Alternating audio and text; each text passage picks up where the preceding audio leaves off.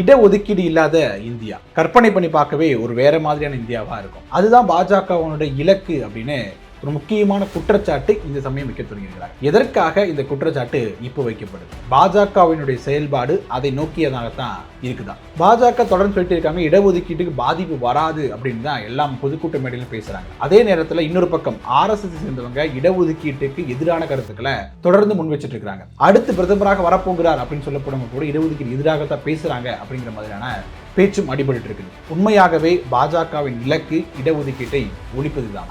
அதற்காகத்தான் பல்வேறு காய் நகர்த்தல்களை பண்ணிட்டு இருக்காங்க. இது தொடர்பாக அந்த வீடியோ முழுவதும் பேச போறோம். வாங்க பார்க்கலாம்.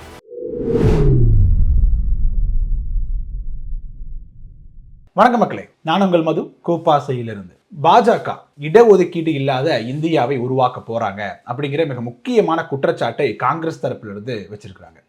எதற்காக இந்த குற்றச்சாட்டு அப்படின்னு பார்க்கும்போது நிறைய காரணங்களை அடுக்கிறாங்க. இதெல்லாம் பார்த்தீங்களா, இதெல்லாம் பண்ணுறதுனால நமக்கு நல்ல கிளியர் கட்டாக வியூ கிடைக்குது. என்ன வியூ அப்படின்னா, இடஒதுக்கீடு இல்லாத இந்தியாவை உருவாக்க போகிறாங்க அப்படிங்கிற மாதிரி சொல்கிறாங்க. என்ன பண்ணியிருக்காங்க அப்படின்னா, எக்ஸாம்பிளுக்கு மேற்கு வங்கத்திலிருந்து தொடங்கணும் அப்படின்னா திரிணாமுல் காங்கிரஸ் கட்சியை சுக்குநூறாக உடைச்சிருக்கிறாங்க. அவங்களோட 20 மக்களவை எம்பிக்களை தன் வசம் இழுத்திருக்கிறாங்க. மாநிலங்களவை எம்பிக்களை இழுத்திருக்கிறாங்க. எம்எல்ஏக்கள் இந்த பக்கம் வந்திருக்கிறாங்க. மாநிலங்களவைக்கான எம்பி தேர்தல்களில் பாஜகவினோட வேட்பாளர்கள் தான் வெல்ல முடியும் அப்படிங்கிற ஒரு நிலை அப்படிங்கிறது இப்போ இருக்குது. அதே மாதிரி தான் எல்லா பக்கமும் இந்த மாதிரி விஷயங்கள் அப்படி தொடர்ந்து நடந்துகிட்டே இருக்குது. இதுக்கெல்லாம் முக்கியமான காரணம் என்ன? இப்போ பாஜக கட்சிகளை உடைச்சி தன்னோட பக்கம் எம்பிக்களை இழுக்கிறதுக்கான காரணம் என்ன அப்படின்னா, ஒரே ஒரு இலக்கு என்ன அப்படின்னா, மக்களவையில் 3/2 பங்கு உறுப்பினர்களுடைய ஆதரவை பாஜக பெற வேண்டும் அப்படிங்கிறத நோக்கி தான் காய்கள் நகர்த்திட்டு இருக்கிறாங்க அப்படின்னு சொல்லப்படுது. சரி, இப்போ சமீபத்தில் தொகுதி மறுவரை மசோதாவை தாக்கல் செய்கிறாங்க. அதில் 3/2 பங்கு மசோதாவுக்கான ஆதரவு கிடைக்கல அப்படிங்கிறதுனால பாஜகவினுடைய அந்த மசோதா தோல்வி அடையுது. அது மிகப்பெரிய ஒரு பேசுபொருளாக மாறுது. இந்தியா முழுக்க எதிர்க்கட்சிகள் வெற்றி கொண்டாட்டத்தில் ஈடுபட்டாங்க. மிகப்பெரிய வெற்றி, பாஜக கொண்டு வந்து சதித்திட்டத்தை முறியடிச்சிட்டோம் அப்படின்னு சொல்கிறாங்க.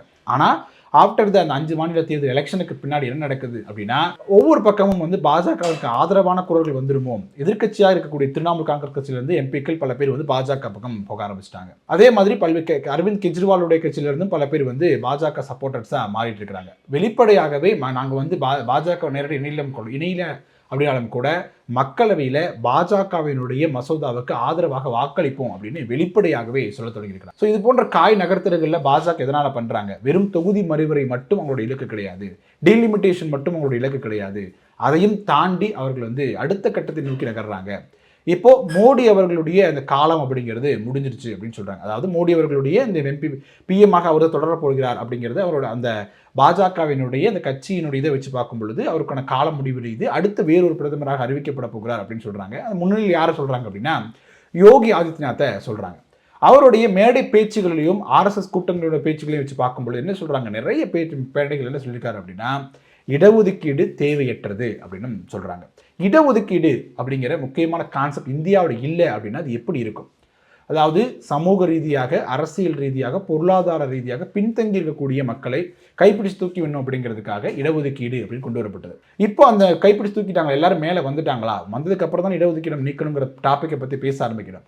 அது நிலைமை வந்துருச்சு அப்படின்னா அது இல்லை அப்படிங்கிறது தான் பதிலாக கிடைக்குது. அப்படி இருக்கும் பொழுது எதற்காக பாஜக இந்த ஒரு முடிவை எடுத்திருக்காங்க? குறிப்பாக சொல்லணும் அப்படின்னா, பாஜகவை தடுத்துட்டு RSS-இன் முடிவாகத்தான் இது இருக்குது அப்படின்னு சொல்றாங்க. RSS தொடர்ந்து முன்வைக்கக்கூடியது இடஒதுக்கீடு இருக்கக்கூடாது அப்படிங்கிறது தான். அதாவது சனாதனத்தை பின்பற்றக்கூடிய அமைப்பாகத்தான் RSS என்ற அமைப்பு இருக்குது. சாதிய கட்டமைப்பை ஆதரிக்கக்கூடிய அமைப்பாக தான் RSS என்ற அமைப்பு இருக்குது. அப்படி இருக்கும் பொழுது அவங்க RSS-இன் பார்வையில் கீழ் சாதி அப்படின்னு பார்க்கக்கூடியவர்களை நீங்கள் என்ன பண்ணுறோம், இடஒதுக்கீட்டின் மூலமாக உயர்ந்த இடத்துல கொண்டு உட்கார வைக்கிறது அவங்களால ஏற்றுக்கொள்ள முடியல அப்படிங்கிற மாதிரியான குற்றச்சாட்டும் முன்வைக்கிறாங்க. ஸோ நீ எங்கே இருக்கணுமோ அங்கே தான் இருக்கணும். இடஒதுக்கீடு பேரில் அவனை தூக்கிட்டு மேலே உட்கார வச்சுட்டு நீங்கள் சொல்கிறத நான் கேட்கணுமா அப்படிங்கிற ஒரு பார்வை RSS பார்வையிலேருந்து வைக்கிறாங்க.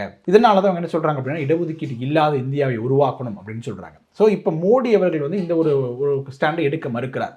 ஏன்னா அவர் முழுவதுமாக RSS-காரரா அப்படிங்கிறத தாண்டி ஒரு எல்லை கூட வகுத்துக்கிறாங்க. இப்போயே பாஜகவிற்கும் RSS-க்கும் இடையே ஒரு இடைவெளி இருக்குது அப்படின்னு சொல்லப்படுது. ஆனால் ஒரு சில விஷயங்கள் பாஜகவினுடைய அஜெண்டாவை அரசியல் புகுத்தணும் அப்படிங்கிறதுக்காக தான் பாஜக இவ்வளோ பெரிய காய் நகரத்தில் பண்ணிட்டு இருக்காங்க அப்படின்னு சொல்லக்கூடிய அதே வேளையில் இப்போ யோகி ஆதித்யநாத் ஒருவேளை PM கேண்டிடேட்டாக நிறுத்தப்படுகிறார் அப்படிங்கும் பொழுது RSS நேரடியாக ஆட்சி செஞ்ச எப்படி இருக்குமோ அது போன்ற ஒரு ஆட்சி தான் இந்தியாவில் நடக்கும் அப்படின்னும், அதை நோக்கி இதை காய்கள் நகர்த்திட்டு இருக்காங்க அப்படின்னும் ஒரு பேச்சு அடிபட தொடங்கி இருக்குது. ஸோ ஒரு விதமான பார்வை இப்படி வைக்கிறாங்க. இன்னொரு பக்கம் பாஜகவின் தரப்பில் என்ன பார்வை வைக்கிறாங்க அப்படின்னா, இடஒதுக்கீடு அப்படிங்கிறது இந்திய அரசியலேயே மிகவும் ஒரு சென்சிட்டிவான டாபிக். எஸ்சி, எஸ்டி, ஓபிசி மக்கள் வந்து இடஒதுக்கீடின் மூலமாக பயன்பெறக்கூடிய கோடிக்கணக்கான மக்கள் இந்தியாவில் இருக்கிறாங்க. காங்கிரஸ் எதற்காக இந்த டைம்ல இந்த விஷயத்தை பேசணும், இடஒதுக்கீடு அப்படிங்கிற விஷயத்தை இப்ப கொண்டு வருவதற்கான காரணம் என்ன அப்படிங்கிறது பாஜக தரப்புல ஒரு குற்றச்சாட்டை வைக்கிறாங்க. என்ன வைக்கிறாங்க அப்படின்னா, இப்போ காங்கிரஸ்க்கு இப்போ அரசியல் பண்ணுறதுக்கு வேறு டாப்பிக்கே கிடையாது. பாஜகவின் ஆட்சி சிறப்பாக போயிட்டு இருக்குது, தேர்தல் வேற வரப்போகுது. இப்படி இருக்கும்பொழுது இந்த டைமில் காங்கிரஸ்க்கு ஏதோ அரசியல் பண்ணணும். அப்போ எஸ்சி, எஸ்டி, ஓபிசி அப்படின்னு மிகப்பெரிய அளவில் கோடிக்கணக்கான மக்கள் பயன்பெறக்கூடிய இடஒதுக்கீட்டை வந்து கையில் எடுத்தோம் அப்படின்னா மக்கள்கிட்ட போய் ரீச் கிடைக்கும் அப்படிங்கிறது மாதிரி காங்கிரஸ் திங்க் பண்ணுறாங்க. அதனால தான் அவங்க வந்து இது போன்ற அரசியல் முன்னெடுக்கிறாங்க. ஏன் சொல்கிறாங்க அப்படின்னா, நாங்கள் தொடர்ந்து தலைவர்கள் மோடியாக இருக்கட்டும், பல்வேறு உள்துறை அமைச்சராக இருக்கட்டும், பல்வேறு பாஜக தலைவர்கள் மேடைகளில் பேசும் பொழுது அரசியலமைப்பிலிருந்து கொண்டு வரப்பட்ட மக்களுக்கான உரிமைகள் காக்கப்படும் அப்படின்னும் இடஒதுக்கீடு அப்படிங்கிற தொடரும் அப்படின்னும் தொடர்ந்து மேடைக்கு மேடை பேசிட்டு இருக்கும் பொழுது இப்போ இந்த டாப்பிக்கை பேசுறது காங்கிரஸுக்கு தேவையற்ற ஒன்று, வேற பேசுறதுக்கு எதுவுமே இல்லை, அரசியல் பண்றதுக்கு எதுவுமே இல்லை அப்படிங்கிறதுக்காக இது போன்ற விஷயத்தை பண்றாங்க. ஒரு சீசனல் பாலிடிக்ஸை வந்து காங்கிரஸ் பண்றாங்க. குறிப்பிட்ட காலம் வரைக்கும் ஒன்று பண்ணுவாங்க, அதில் அவங்க எடுபடாது, திருப்பி டாபிக் மாற்றுவாங்க. அது மாதிரி இப்போ டாபிக் மாற்றக்கூடிய காலகட்டத்தில் காங்கிரஸ் இருக்கிறாங்க. இடஒதுக்கீடு இப்போ பேசினோம் அப்படின்னா நமக்கு ரீச் கிடைக்கும் அப்படிங்கிறதுனால அவங்க பேசுகிறாங்க அப்படிங்கிற மாதிரியும் காங்கிரஸ் தரப்பை நோக்கி பாஜக வந்து குற்றச்சாட்டை முன்வைக்கிறாங்க. தமிழ்நாட்டை பொறுத்த வரைக்கும் இந்த 69% இடஒதுக்கீடு அப்படிங்கிறதுக்கு நிறைய குடைச்சல்கள் கொடுக்கப்படும். சமீபத்தில் கூட உச்சநீதிமன்றத்தில் ஒரு வழக்கு அப்படிங்கிறது தாக்கல் பண்ணப்பட்டது. 69% இடஒதுக்கீட்டை வந்து நீக்கணும் அப்படிங்கிறதுக்காக. அந்த ஒரு டாபிக் கையில் எடுக்கும் பொழுது அது மிகப்பெரிய ஒரு கொந்தளிப்பை வந்து மக்கள் மனதில் ஏற்படுத்தும். இப்போ 69% இடஒதுக்கீடு இந்திய தமிழகத்தில் கொடுக்கப்பட்டிருக்கிறது, நீக்கணும் அப்படின்ட்டு ஒரு வழக்கு ஒன்று உச்சநீதிமன்றம் தாக்கல் செய்கிறாங்க.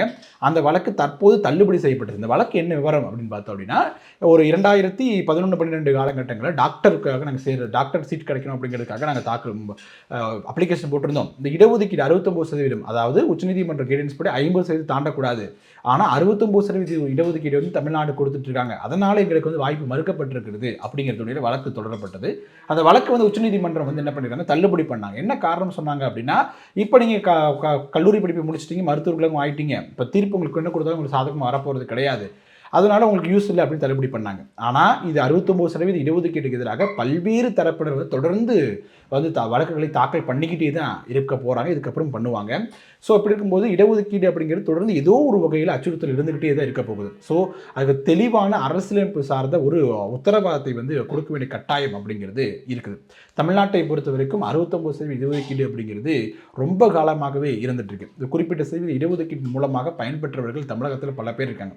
இந்தியா முழுவதும் இடஒதுக்கீடு அப்படிங்கிறது சரியான அளவில் மக்கள்கிட்ட கொண்டு போய் சேர்க்கும் பொழுது அது வந்து சமூக, பொருளாதார மற்றும் அரசியல் ரீதியான மாற்றத்தை கிரவுண்ட் லெவல்ல இருந்து ஏற்படுத்தி அந்த மேல்நிலை வரைக்கும் அந்த மாற்றத்தை கொடுக்கணும் அப்படிங்கிறத நம்மளுடைய இலக்காக இருக்குது. இந்த இலக்கை அடைஞ்சிட்டோம் அப்படின்னா அதற்கு பிறகு நம்ம இடஒதுக்கீடு நீக்கிறது, சேர்க்கிறது, அதை பற்றியான விவாதத்தை தொடங்கலாமே ஒழிய இப்போ அந்த நிலை இருந்திருக்கா அப்படின்னா கண்டிப்பாக இல்லை அப்படிங்கிறது தான் நமக்கு பதிலாக கிடைக்கும். ஸோ இடஒதுக்கீடு அப்படிங்கிற பயங்கர சென்சிட்டிவான மேட்டரை காங்கிரஸ் இந்த டைம் எடுக்கக்கூடிய அதே நேரத்தில் இந்த பக்கம் பாஜக வந்து பல்வேறு கட்சிகளிலிருந்து தனக்கான ஆதரவு எம்பிக்களினுடைய எண்ணிக்கையை வந்து உயர்த்திக்கிட்டே இருக்கிறாங்க அப்படின்னு பார்க்க முடியுது. ஸோ அவங்க டீலிமிட்டேஷன், தொகுதி மறுவரை அப்படிங்கிற 2 தோற்றத்துக்கு பிறகு அதை திருப்பியும் கொண்டு வர போகிறாங்க அப்படின்னும் 2029 நாடாளுமன்ற தேர்தலில் டீலிமிட்டேஷன், தொகுதி மறுவரைக்கு பிறகுதான் தேர்தல் நடக்கப் போகுது அப்படிங்கிற மாதிரியான ஒரு இது பேச்சும் அடிபட்டு இருக்கு. அதே நேரத்தில் 2029 தேர்தல் ஒரே நாடு ஒரே தேர்தலாக, அதாவது நாடாளுமன்றம், சட்டமன்றம், உள்ளாட்சி அமைப்புகளுக்கான தேர்தல் அப்படின்னு ஒரே கட்டமாக ஒரே நேரத்தில் நடக்கும் அப்படிங்கிற மாதிரி பேச்சும் அடிபட்டு இருக்கு. அதை நோக்கி தான் காய்களை வந்து பாஜக வந்து நகர்த்திட்டு இருக்கிறாங்க அப்படிங்கிற மாதிரியான ஒரு குற்றச்சாட்டும் தொடர்ந்து முன்வைக்கப்பட்டே இருக்குது. ஸோ பாஜகவின் இலக்கு இதுவாக இருக்கும் பட்சத்தில், இடஒதுக்கீட்டை நீக்க வேண்டும் அப்படிங்கிறத பாஜகவின் இலக்காக இருக்கும் பட்சத்தில் அது மிக மிக மிக துரதிருஷ்டவசமான ஒன்றாகத்தான் இருக்கும். ஏன்னா இடஒதுக்கீட்டின் மூலமாக பயன்பெற தேவையில் இருக்கக்கூடிய மக்கள் அப்படிங்கிறது கோடிக்கணக்கான பேர் இன்னும் இந்தியாவில் இருக்கத்தான் செய்கிறாங்க. அவங்களை வந்து அடுத்த கட்டத்தில் கொண்டு வேண்டிய பொறுப்பு வந்து அரசுக்கு இருக்குது. அதற்கு இடஒதுக்கீடு அப்படிங்கிறது மிக மிக முக்கியமான ஒன்று அப்படிங்கிறதுல எந்த ஒரு மாற்று கருத்துமே இருந்துட முடியாது. ஸோ எதிர்க்கட்சிகள் அரசியல் தான் பண்ணுறாங்க அப்படிங்கும்போது அந்த அரசியல் தவறு இல்லை அப்படிங்கிறதா என்னுடைய கருத்தாக இருக்குது. அதாவது இடஒதுக்கீட்டுக்கு ஒரு பாதிப்பு வரும் பொழுது கட்சிகள் அரசியல் செய்வது எந்த ஒரு தவறும் கிடையாது. அதை காப்பதற்காக பல்வேறு முயற்சிகள் எடுப்பதில் எந்த ஒரு தவறும் கிடையாது. அந்த ஒரு முயற்சி வந்து காங்கிரஸ் எடுக்கும் பட்சத்தில் அதுவும் வரவேற்கக்கூடிய ஒன்றாகத்தான் இருக்கும். ஓகே மக்களே, அடுத்தடுத்து வரக்கூடிய நிகழ்வுகள் என்ன நடக்குது, என்னென்னு பேச போகிறாங்க, நாடாளுமன்ற மக்களவையில் என்ன நடக்க போகுது, எம்பிக்களுடைய ஆதரவு நிலைப்பாடு பாஜகவை நோக்கி எப்படி திரும்ப போகுது, அவங்களை எப்படி காய்களை நகர்த்த போகிறாங்க அப்படிங்கிற வீடியோ பற்றி அடுத்தடுத்து வரக்கூடிய வீடியோக்குள்ளே பேசுவோம். இந்த இடஒதுக்கீடு இந்தியாவிற்கு எவ்வளவு முக்கியம், இடஒதுக்கீடு இல்லாத இந்தியாவை நோக்கி பாஜக காய்கள் நகர்த்துதான், இது தொடர்பான உங்களுடைய கருத்துக்கள் என்ன அப்படிங்கிறத கமெண்ட் செக்ஷனில் சொல்லுங்கள். வீடியோ பிடிச்சிருந்துச்சு அப்படின்னா லைக் பண்ணுங்கள், ஷேர் பண்ணுங்கள், கோபாஸ் யூடியூப் சேனலை சப்ஸ்கிரைப் பண்ணிக்கோங்க. தொடர்ந்து பேசுவோம். நன்றி.